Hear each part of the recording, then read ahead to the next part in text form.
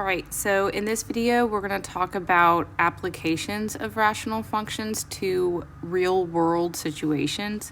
So this first problem says a soccer team has a record of 9 wins and 12 losses. If they want to raise their winning record to 50%, how many consecutive games must they win? And so if we're just talking about their winning record right now,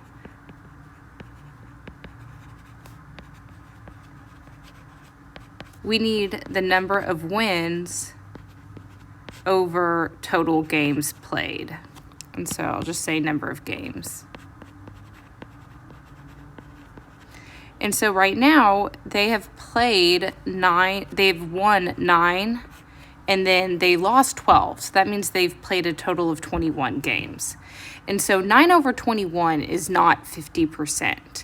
And so we're trying to figure out how many consecutive games they must win to get this to be 50%, which is the same as 1/2. And so we're going to play X more games, and they need to win all of them. And so the X is the unknown. And so I'm adding X to both the number of games, the denominator, and I'm adding it to the number of wins because they're going to win the next consecutive games. And so this gives us a rational equation to solve. And whenever you have a fraction equal to a fraction, you can cross multiply to solve it. And so cross multiply, you would multiply this 1 times 21 plus X. And then you would multiply the 2 times the 9 plus X and set them equal to each other. So 1 times 21 plus X equals 2 times 9 plus X. Distribute. And solve for X. So subtract X from both sides. And then subtract 18 and you get X equals 3. And so 3 consecutive games. And some of you probably could have just guessed and checked to see that if you added 3 to the numerator and denominator, they would have played 24 games and then won 12 of them, and that would be your 50%.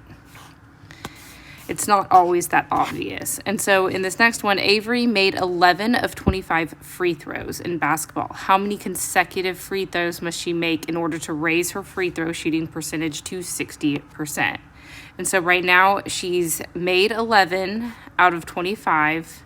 And so she's going to shoot X more, and she needs to make all of them, trying to get to 60%. So 60% as a fraction is 60 over 100, which is 3 over 5. Always simplify that fraction as much as possible. You want to work with small numbers.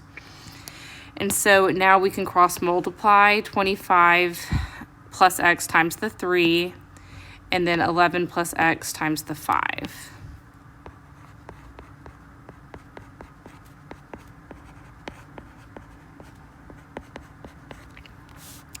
And so that gives me 55 plus 5x equals 75 plus 3x. Subtract 3x from both sides. Subtract 55 from both sides. Divide by 2. And so 10 consecutive free throws.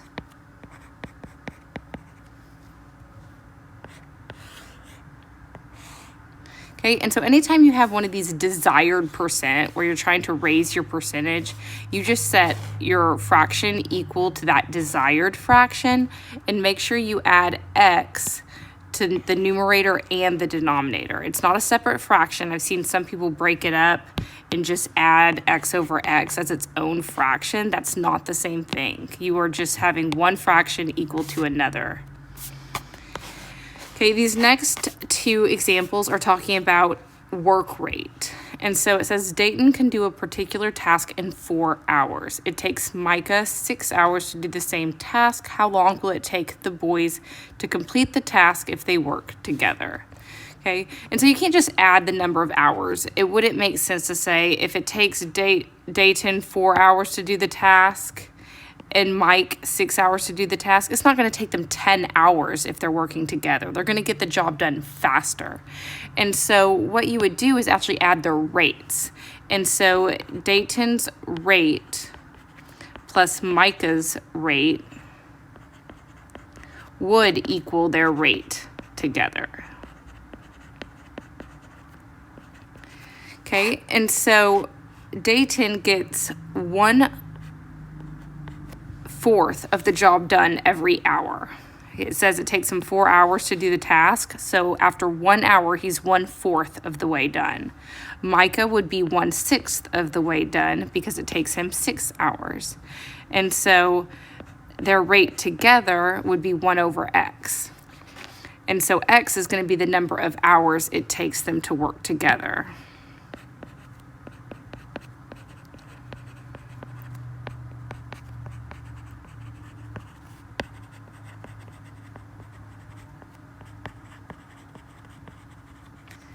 And so x is the number of hours it takes them working together, so 1/x is their rate. And so to solve this, we need to get a common denominator, and so I want to get it set up to where it's fraction equal to fraction like these previous examples, so we can just cross multiply.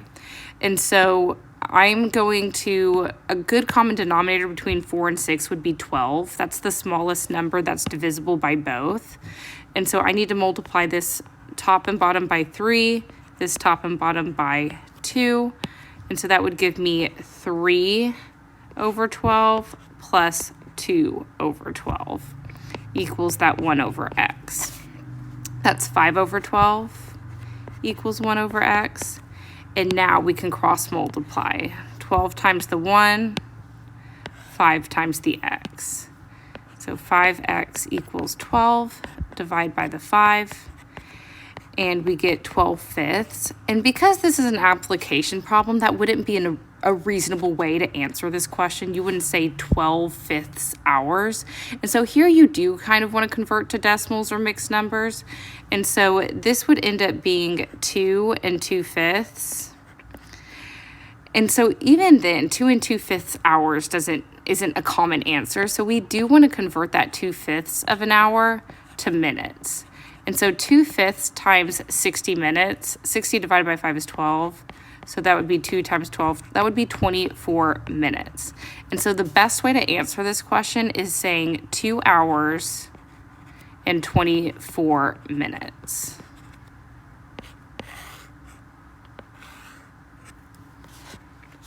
Okay, this one's similar. Natalie can finish a 500-piece puzzle in about 7 hours. When Natalie and Sophia work together, they can finish the 500-piece puzzle in 4 hours. How long will it take Sophia to finish the puzzle on her own? So this time we know their rate together. And so we're going to have Natalie's rate plus Sophia's rate, which we don't know, equals their rate together, which would be 1/4. It takes them 4 hours together. And so this time x represents how long Sophia would take. Sophia's time. And so just like the last example, we need a common denominator, but this time x is going to be a part of the denominator. So we're multiplying top and bottom by 7, multiply top and bottom by x. And so that would give me x plus 7 over the common denominator, 7x. And so now we can cross multiply 7x times 1, x plus 7 times 4. Be sure to distribute. And so we get 4x plus 28 equals 7x. Subtract 4x from both sides, and we get 3x. Divide both sides by 3, and we get 28/3 for our x. And so to answer the question, just like the previous example, we do want to convert this to time. And so 28/3 is the same thing as 9 1/3. And then 1/3 of an hour converted to minutes would be 20 minutes. And so we would say 9 hours, 20 minutes.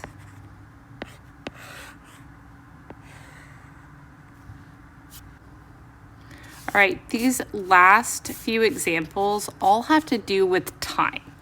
And so each problem is going to say something about the time. And so what you want to remember is that time is distance divided by rate. Okay, and so always look for what they're telling you about the time, and then you're going to be able to set up these rational equations as distance over rate. And so this first example says Jason drove 50 miles at X miles per hour. That's his distance, and that's his rate. Then increased his speed by 10 miles per hour for the next 100 miles. So that's another distance. And then the increased by 10 will be his new rate, which is going to be that X plus 10. It was X, and then increased by 10 is X plus 10. The entire trip took him 2 2/3 hours. How fast was he going during each part of the trip? And so there's our sentence about the time. The entire trip took him 2 2/3 hours. And so here you do want to convert this mixed number to a fraction, which is 8/3, an improper fraction. That's what we're going to use for our equation. And so we know that the first part of the trip plus the second part of the trip, time 1 plus time 2 equals a total of 8/3 hours. And so this is where we want to use the fact that time is distance over rate. That's going to be the key idea. And so time 1 plus time 2 is going to be D1 over R1 plus D2 over R2. Talking about his first distance over rate and his second distance over rate. So his first distance was 50 at speed X, and then for the second part, it was 100 miles at an increased by 10 speed. And then that total equals 8/3. And so to solve this, we have to get a common denominator, and it ends up getting us a quadratic function that we can solve using our calculator because it's not very easy to factor. But I'll go ahead and show the common denominator. And so our LCD here is going to have the X plus 10, and the 3.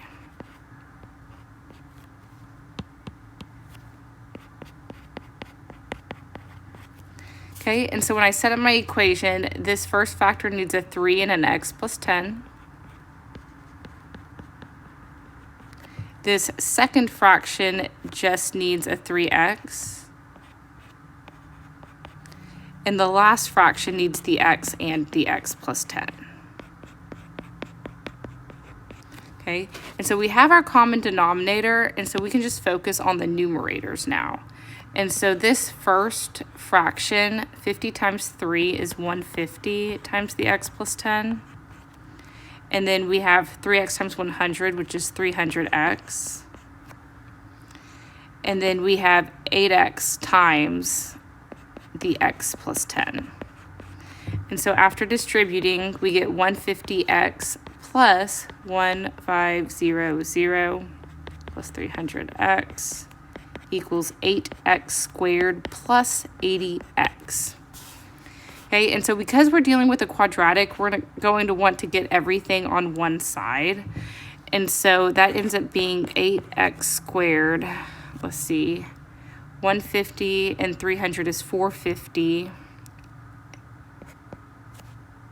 And then we are going to subtract that from 80.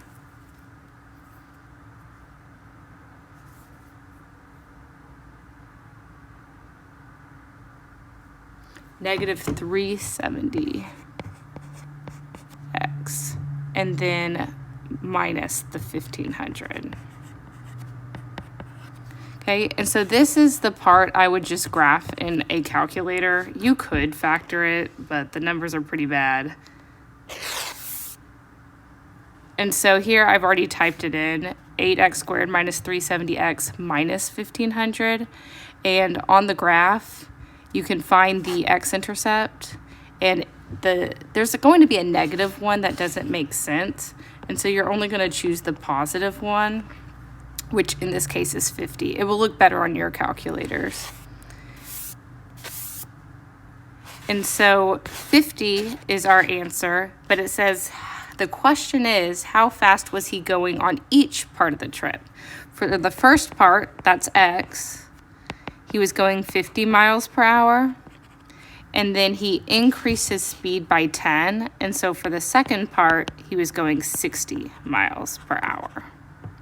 And so be careful and pay attention to what the question is asking for. If they're just asking for the second part, you would just answer 60. If they're just asking for the first part, you would answer the 50. All right, this next one. Juliana takes her boat to a river where the current is moving 5 kilometers per hour. It takes her 4 hours longer to row a given distance upstream than to row the same distance downstream. Suppose Juliana can row her boat 10 kilometers per hour in still water. Okay, so first off, let's look for the sentence about the time.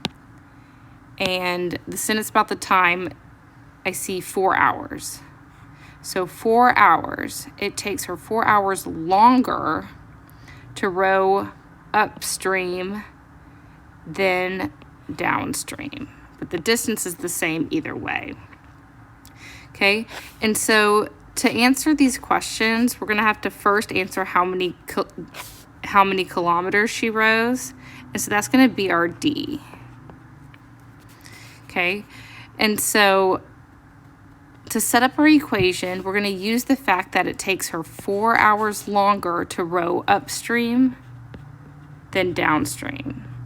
So the time upstream is equal to the time downstream plus 4. And then going back to the fact that T equals D over R, we don't know the distance, but we can figure out the rate of each one by the given information. And so we know it's the same distance, and so same D on top of both. And so the rate upstream is going to be her speed in still water, which is 10. But the current is going to be working against her. When you're moving upstream, the current is working against you. And so if the current is going against her at 5, we're going to have to subtract 5 from her speed. But when she's going downstream, the current is working with her. So we're going to add that 5 to her speed. And so this simplifies to D over 5 and D over 15 plus 4. So this 15 is her rate upstream, and this 5, not upstream, downstream. That's her rate downstream. It's going to be faster because the current is helping her. So she's going 15 kilometers per hour, whereas this 5 kilometers is her rate upstream. And so to solve for D, we just need a common denominator. So I'm going to rewrite that equation down here. And so even the 4 needs a common denominator. And so we can use 15 as our LCD. I would need a 3 for this first fraction and a 15 for this last fraction. And then we can ignore the denominator. 3D equals D plus 60. Subtract D, divide by 2. We get a distance of 30 kilometers. Okay, and so now we can go back and answer these other questions. How many hours does it take her to row upstream? And so the time upstream is the distance upstream over her rate upstream. And we know her distance was 30. We know her rate upstream was 5. And so it takes her 6 hours to row upstream. And then for her distance, the hours to row downstream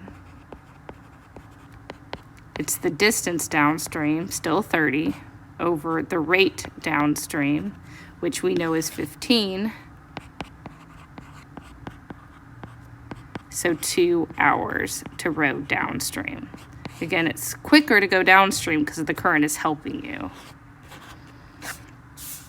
All right, so this last one's a little bit more straightforward. It says train A is traveling at X miles per hour. Train B is traveling at 15 miles per hour faster. So we know that's going to be X plus 15. Train A travels 355 miles in the same amount of time. There's our distance about the time that it takes train B to travel 430. What is the speed in miles per hour of each train? Okay, so we know the time for train A equals the time for train B. And so distance for A over rate for A equals D for B over R for B.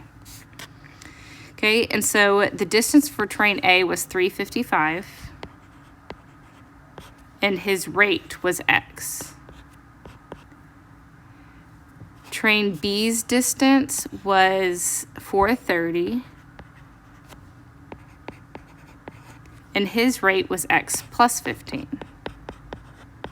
So a trick when you're setting up these equations, always make sure if you have a bigger numerator, you also have a bigger denominator. So if you're not sure where the plus 15 goes, it's going to go on the bigger, under the bigger numerator. And so now we can cross multiply X times 430. And then 355 times X plus 15.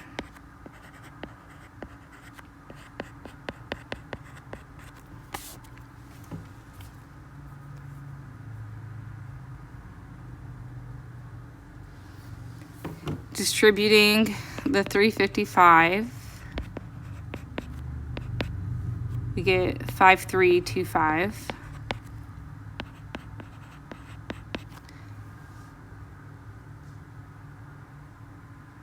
Subtracting 355, we get 75x equals 5325. Divide 5325 by the 75. We get 71. Now be careful and see what they're asking for. They want the speed of each train. And so we found X, that's train A. So train A is 71 miles per hour. Train B is 15 miles per hour faster. So we need to add 15 and we get 86. And so just be very careful and see what the question is asking. Sometimes they're just asking for train B. In that case, if you answer 71, you just did all this beautiful work, but you're going to miss it if you put 71 when they're asking for train B.